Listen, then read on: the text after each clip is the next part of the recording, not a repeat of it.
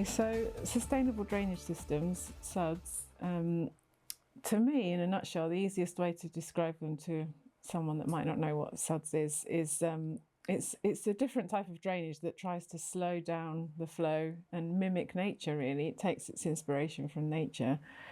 And it's about keeping, I think one of the key principles worth mentioning is about SuDS is about, rather than conventional drainage that we're used to, pushing the water underground and getting it to flow away as quickly as possible, SuDS try to keep water on the surface and slow it down on its path.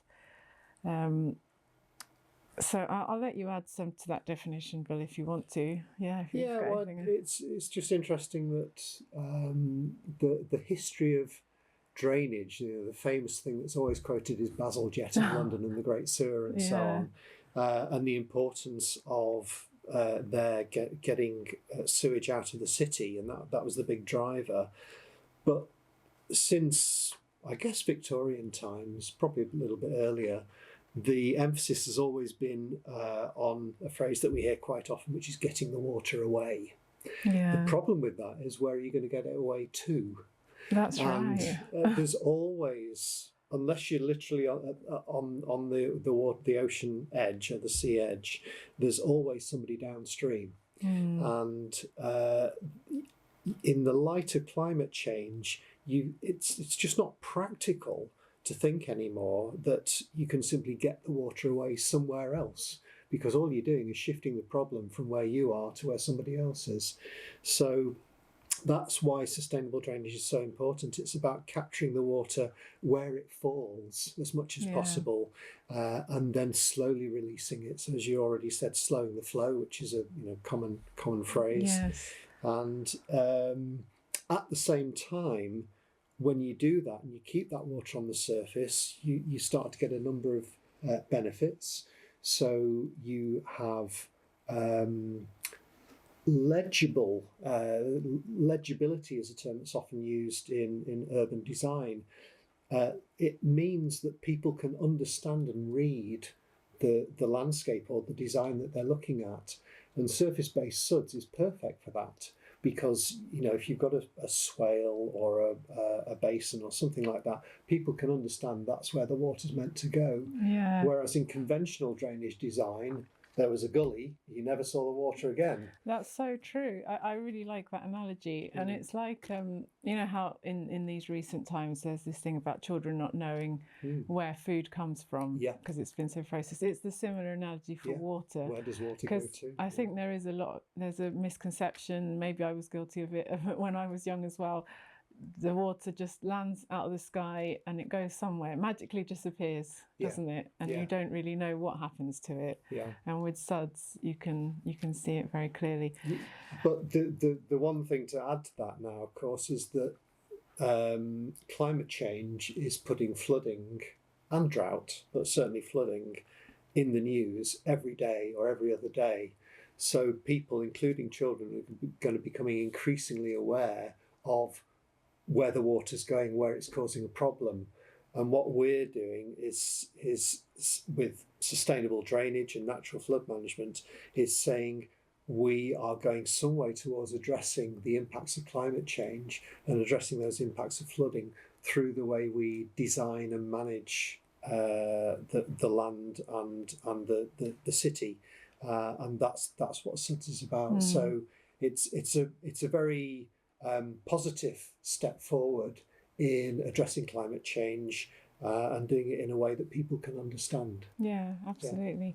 Yeah, it reminds me, when I was doing my PhD, I was asked by my supervisor to say, explain on a very philosophical basis, why is it sustainable drainage? And that did get me thinking.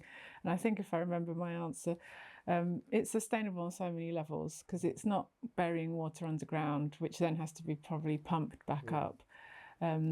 Because the features are on the surface, they can easily be upgraded to cope with our changing climate patterns. I mean, no one really knows exactly what the design rainfall of the future is going to be like. And it will just be so much more effective and efficient to upgrade this drainage on the surface, and we won't suffer those problems that we're now seeing about existing drainage conveyance features having reached their lifetime and that kind of thing. So it's sustainable on so many levels, and obviously it also ticks the multiple benefits that you've mentioned, addressing the ecological crisis as well by creating habitats, as we've seen. And it's very timely that we're in Hull as well, where the 2007 floods did prompt a review in England and Wales in terms of how we manage water. The PIT review. Yes, the PIT review. And out of that came the Flood and Water Management Act 2010 and Schedule 3 about SuDS. So one of the main recommendations that the PIT review made was to cope with climate change. We've got to really champion and use more sustainable drainage. And that was seen as a recommendation to make at the time. That's right. We're still waiting for that to be enacted in England. And it was called Making Space for Water, because that is exactly what it's about. It's finding the space for the water. It just doesn't magically disappear underground into these endlessly infinite volumes. So you need to have you need that space. The other thing I was just thinking when you mentioned maintenance earlier on, if you keep the water on the surface, you know whether or not you've got a problem with it. You know, as you said, whether it's at capacity or not. You know whether it needs an outlet, needs to be cleared of leaves or something like that. It's really visible and apparent, and it's not technical work. It's not dangerous work. Anybody, any landscape contractor can do it. So we often say landscape design is SuDS design, and landscape management is SuDS management. It's very, very simple things to do. So it actually that's another reason why it's more sustainable. It makes the systems easier to manage, less costly to manage, it's very, very straightforward way of dealing with water. Yeah, well, I think we've convinced ourselves about why we need sustainable drainage. But today's topic is, since we're in a school in Hull today as well, where we've just completed a SuDS for Schools project in terms of schools. And we know within the industry there is a push, there's some government funding out there, some match funding to encourage the uptake of retrofitting, I guess in most cases, SuDS into schools. Let's talk about why that's a really good idea as well, focusing on the schools. Well, we said earlier on, didn't we, about legibility and understanding. So what we can bring to schools is we can relate it. A lot of the schools in the national curriculum, various key stages, they're talking about geography, flooding, rivers, even natural disasters and so on. They're part of the curriculum. And there's a tendency to think, oh, well, that's happening somewhere else. But actually, it's got the potential to happen very much in our own backyard, wherever we are in the UK. So this is saying, look, those problems exist, and we've got to deal with it ourselves. We've got to take responsibility for dealing with it in our own area. So that's quite a big thing to say to a 6-year-old, but you can put it in much simpler terms, obviously. The way that we've gone about designing the drainage in this school, retrofitting the drainage into this school, is the school actually taking responsibility for its own drainage and the school community being part of that. So, and as you say, opportunity. It brings the curriculum to life, because they're not just reading in a textbook or being shown on a screen about the water cycle. They can begin to see how the rain from the sky lands on the surface and it moves along a swale, and that's so it brings it to life, and they can relate to it more. And obviously then when you create those spaces, the space for water is also a space for plants, so that brings in the biodiversity aspect, makes a much greener, more pleasant environment, but also one that's inherently more resilient to the other big problem from climate, which is overheating and drought. Hull has got quite a lot of green space, but every city could do with more. Absolutely. And so this is an opportunity where previously that was a relatively hard area outside. We've made it a lot softer and greener as the planting develops. So that will tend to be a cooler area as well. So it sort of brings down the temperature. And if you do SuDS on a big scale, think about Sheffield's Greater Green, for example, where they've transformed an urban highway, which is the highway's still there, but the amount of green space has vastly increased. So they're really enhancing the overall environment. And on a smaller scale, that's what we're doing here in Escote Primary School. Yes, absolutely. Yeah, and what I love about the planters and the rain garden as well is prior to that, as we've just discussed, the water would have been going down the drains, totally disconnected from the landscape. And then in hot summers, you've got the plants crying out for water, like, water me, please. But by doing these type of schemes, it does really bring the water cycle to life, because you're always taught that circular picture of the plants taking up the water, and this just introduces that again, because the planters have a reservoir of water that is made available to the plants. And the rain garden, as you say, it's a very gravelly soil. It will be able to hold a lot of water, and the plants will be able to access it, whereas before that water just flowed straight past them in a drain. Well, they wouldn't have been aware of it at all. So and just before we move on to a different thing, just on a technical perspective as well, SuDS for schools. I mean, we've talked about, I think what we've sort of talked about is the educational value and the fact that it's on the curriculum, but in terms of it's also practically schools, in terms of like, why do it on the schools? Why have a SuDS for schools program and not SuDS for, you could have hospitals or prisons, which I'm sure is coming. Obviously schools have that educational value, but working on large sites like schools usually are very large. There's a lot of roof area.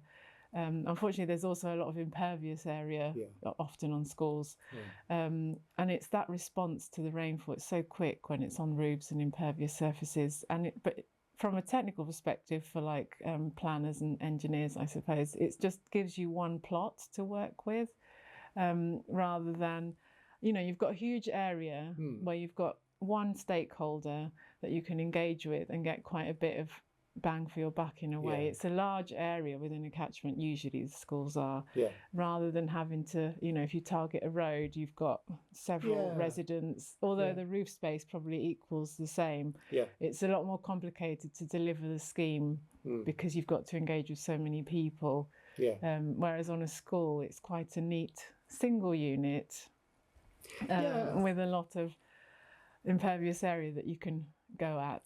And there can be lots of opportunities as well. If all the absolute minimum you could do is things like the rain garden planters on the downspouts, which give 1 or 2 cubic meters perhaps storm capacity to any event, and that could help to make a difference. Obviously, where you've got a little bit more space, and we've the area that we've looked at today is at the back of the school, and it's not a major part of the playground. We did actually talk to the school about doing something in the playground, because they do get standing water on the playground, but they also had other plans for the playground, so it was decided not to try and address that this time. But certainly, you could look at any area of the school and say, how can we deal with it?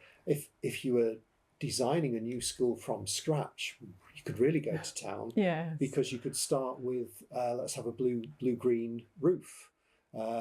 So you really, source control is that word that we use in SuDS design, which simply put means catching the water where it falls, or as close to where it falls as you can. So there's nothing better than catching it on the roof. So if you can design the roof to do that, that is a perfect start. But then also, as you say, you've got all these other big impervious areas that are typically draining to gullies, or not draining very well to gullies. That's right, so you can start to introduce aspects into those. And the question, the hard bit is how you can do that safely in a school. because obviously you've got such a wide age range, including preschool very often. So you've got to do it in a safe way. But you've also got to realise, as we said earlier, that a lot of the time your SuDS features will have no water in them. And even when it rains, if you've designed it well, they'll have a tiny amount of water in them, 100, 200, 300 mil. So very safe depths of water, which are not going to cause any safety issues for anybody. And that's the thing. So this is why surface-based shallow features are really key, and all the more important in a school situation. Absolutely. Yeah. Well, whilst I said it's kind of a school is a nice single big unit to work on, the stakeholder engagement is still very important, isn't it? I think we've both got experience on that. Is a key factor of success, isn't it? I think SuDS champions, if we can call ourselves that, often take it for granted because we're such converts to sustainable drainage that everyone else will come on that journey with us. But it's not all. It's it does require some effort, doesn't it? It does, and it's never, or it seems it's never as good as it could be. It could always be better. Sometimes you'll get a client organisation, whether it's a school or water authority or whatever, who's so on board with it that they will welcome you in with open arms. But as you said, that there can be a lot of misconceptions and even sometimes myths about sustainable drainage or misunderstanding. And yes, it's our job to try and communicate the reality of it. The great thing is the more schemes you do, the more you have to point at.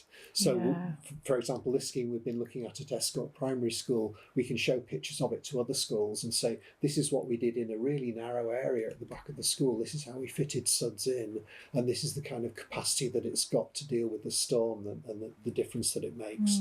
So the more of that you do, the more potential you've got to explain it to people with examples on the ground, or you can potentially bring them to see it. So the more we do, the better we get. And I think it's right in saying that consultation, good engagement and consultation right from the start is really key. And I think once the schools are brought over, some of them will be engaged from the beginning and very much wanting sustainable drainage. And some will be very engaged. They'll want to be, input into the design of it. So is it? Do you agree? It's more of a co-design process.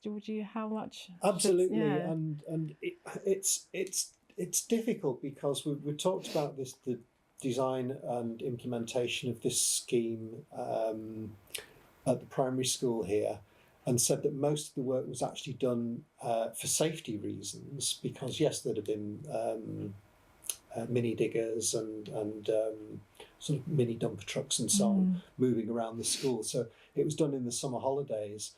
But if there are ways of actually, and this is a very tightly constrained site, so again, I can see why that was the right answer here. But if you had a bit more space and you could demarcate the working areas for the contractors and have the work going on such that you can take classes out to look at it and to understand what's going on under the ground. Because we've just said about water disappearing under the ground. It's actually going to disappear under the ground here, but in a different way. Not into a pipe, but into a big area that's filled with gravel and stones that has that capacity to store water. If the children could have seen that in creation, that would have been even better. But coming back to co-design, yes, ideally. I sometimes I'm not a great Steve Jobs fan, but he did say something that I think is really useful, which is sometimes people don't know what they want until you show it to them. And actually, that is the responsibility, I think, of the designer, is to hear what the school wants and interpret that with their design knowledge and expertise into something that actually is more than they ever expected or could have conceived for themselves. Yes. So co-design is important, but the responsibility of the designer is to interpret that into something that we hope is really effective and functional. Yeah, I think and that's beautiful. Really a really good point, a really nice way of putting it. Yeah, and it brings out the importance of visualizing the designs as well. I think don't underestimate the the power of visualizations, because that's when they realize what they're going to get, and then they know what they do and they don't like. I think it's quite difficult, and this is coming onto that topic of good SuDS design being a combination of landscape architects and engineering.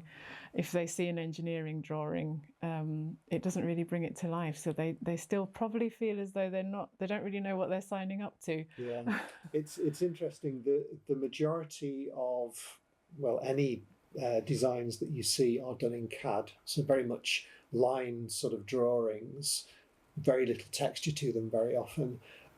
And they take a certain degree of expertise and knowledge to interpret them and to understand what those things are going to look like. And obviously contractors are used to doing that, but the clients often aren't. And in the case of this school, the drawings that we did were done in graphics packages, so we could make the plants look soft and fluffy. And we think that the sections communicate quite well what the intention is. You could do all of that in CAD, but the more graphical it can become, and if you can even use photos. And in fact, we did on the drawings here, wherever we could find a good precedent image, as they're called, so an example of something done somewhere else that illustrated the kind of approach that we were going to take, we put that into the drawings. So that's there both for the clients and also for the contractors to understand visually what's the effect that we're after. So definitely visualization of one kind or another. That, like I say, that could be reference images, or it could be the way that you do your drawings. But please, not just simple CAD line drawings. It certainly, if you're trying to sell the idea of the scheme to a client, it won't work. I agree. It just reminded me of like one of the schools that we were engaging with. They did want to be involved, and they wanted to pick the colours of the planters, for example, and things like that. So there are little details that can be left, to the school to be involved in. And I think the message, or the learning point for me, was don't assume, that what they might want from a scheme, down to even like maybe the colours of things or the plants. And definitely you've got to have your ears open. So what I was saying earlier, I don't want that to sound like a designer arrogance. That's the very opposite of what you should be doing, but listening to what they want and interpreting that into a good design, and then showing them what they can have. There's a lot to be balanced, really. And just coming onto the engineering side of things, I know a lot of the funding bodies and authorities that might often be the client or providing some partnership funding, they will have drivers in terms of like, well, how much will it slow it down by, or how much are you going to keep out of the sewer? And that's where really the engineering is required to be able to determine those flow rates, volumes, and give that confidence to the funding body or the client that this is the quantification of the impact you're going to have by putting in these SuDS features. And that's we briefly worked with you on this project to identify exactly that, what the potential capacity of the scheme actually was.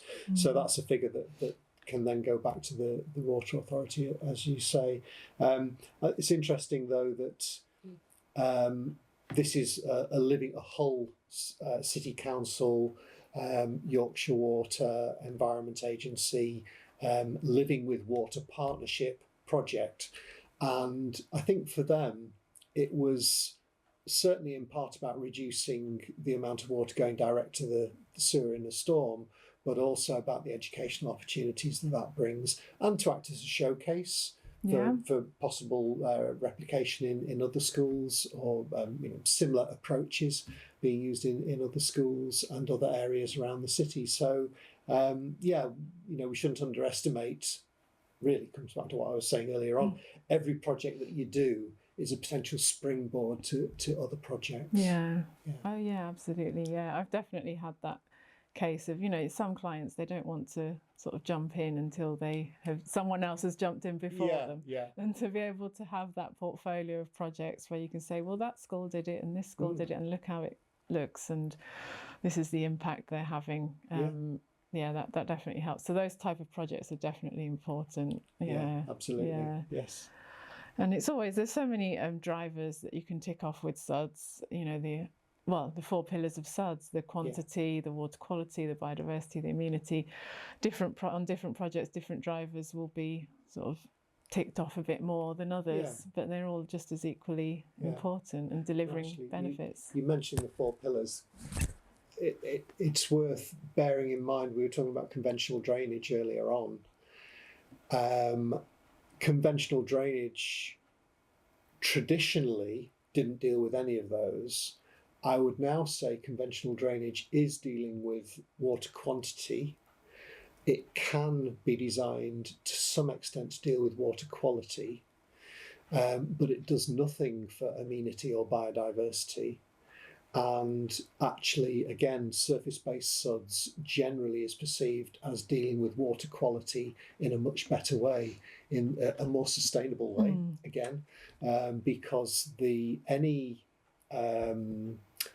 conventional drainage feature, and you'll know this better than I do, having a more engineering background, but any conventional drainage feature that is dealing with water quality and removing pollutants, for example, has to be maintained to a very rigorous standard. It might not have to be very often, it might be once a year or whatever, but it absolutely has to happen, or that feature, that asset, will start to fail to function completely. And we hear, for example, about highway overflows and the fact that many of those are not as maintained as they should be. Therefore, the pollutants just flow straight through and into the watercourses. So that's where anything that you can, again, keep on the surface, you can see what's going on. If it's starting to have a buildup of sediment, you can see it, you can remove it, you can get at it very easily. You don't need sophisticated equipment. So that to me is another big advantage of a SuDS or a nature-based approach to water management that the conventional engineered drainage doesn't have. Having said that, sometimes you need to do both. Yeah, it is often a combination of both. Yeah, I mean, especially with retrofit, because when it's been retrofitted with conventional drainage, you kind of need to work with that. So you need to understand about it. But I totally agree with your point on the sedimentation and the pollutant removal. And the SuDS just do it by nature in a way. If the runoff, which has picked up some sediments along its way, because maybe it's draining an impervious surface with some sediments, ends up in a green feature, like a bioretention system, the sediments will fall out there and be bioaccumulated into the soil and may not need removal for a very, very long time until it's considered so contaminated, but probably it's being biodegraded, and that's where the water qualities processes are taking place. Whereas if you compare that to a conventional system, it's about cleaning out your gully pot when it's full of sediment. Well, in the SuDS system, it's kind of been incorporated into the green system. Something that bothers me quite often about conventional drainage, and it's because you go to seminars and you have the issues outlined, and I've seen two presentations that haunt me, and I'm going to share them. One was there's a sequence of a mother duck and a set of ducklings walking over a grating, and by the time she's got across, she's lost like 8 out of 10 down the grating, which is heartbreaking. Yeah. And equally, quite recently, I've seen a shot of looking down a conventional drainage gully pot, and it's just got a load of toads in the bottom, which are clearly, they're just going to die. They've walked across that, they've fallen into the grating, and they're going to die. And so those kinds of features designed to get water away are death traps. to many small animals.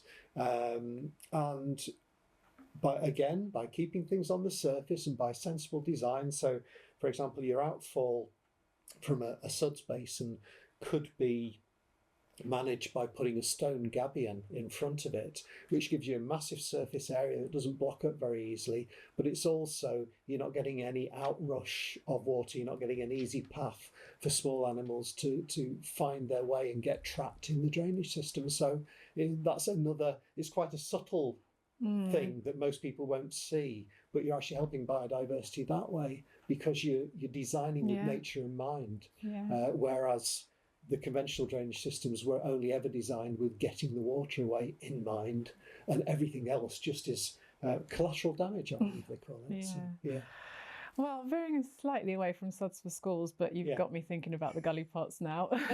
From a technical and hydraulic engineering point of view, the gully pots let less, the gully grate system, you know, they have a restricted inflow as well. Whereas if you have like a SuDS system, it's more SuDS for highways, but you know, with where it's just the water is a sheet flowing into a drainage system, a SuDS drainage system, you actually also get more flow, allowing more flow off the road in, because all grate systems have a limit on the capacity they can let in. So.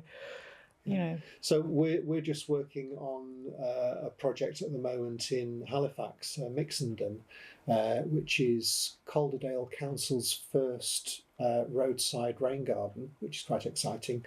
And the inlets that we've designed for those, it's actually on quite a steep road, so we've designed quite long inlets.